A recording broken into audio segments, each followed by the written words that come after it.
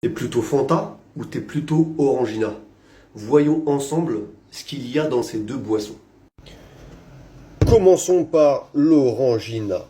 Alors, dans l'Orangina, on trouve de l'eau gasifiée, du jus d'orange et autres agrumes à base de concentré.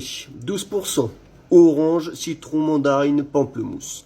Sucre, pulpe 2%, orange, mandarine. Extrait de zeste d'orange, conservateur, sorbate de potassium. Mais qu'est-ce que c'est que le sorbate de potassium?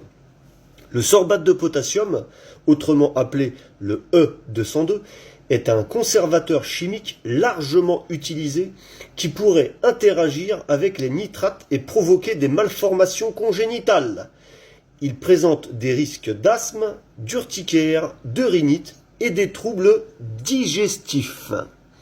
On trouve également des arômes naturels d'orange. Ça, c'était pour l'Orangina. Passons maintenant au Fanta. Qu'est-ce qu'on trouve dans le Fanta? Alors, dans le Fanta, on trouve de l'eau gasifiée, du jus d'orange à base de concentré, du sucre, du jus de citron à base de concentré, des conservateurs.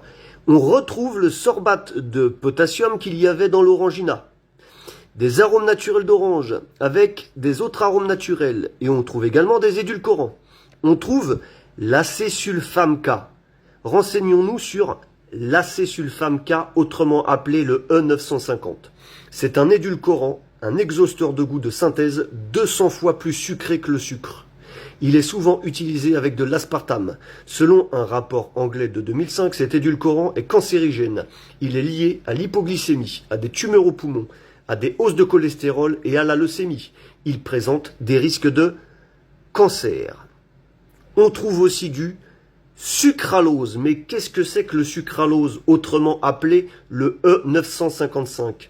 C'est un édulcorant de synthèse dérivé du saccharose traité au chlore.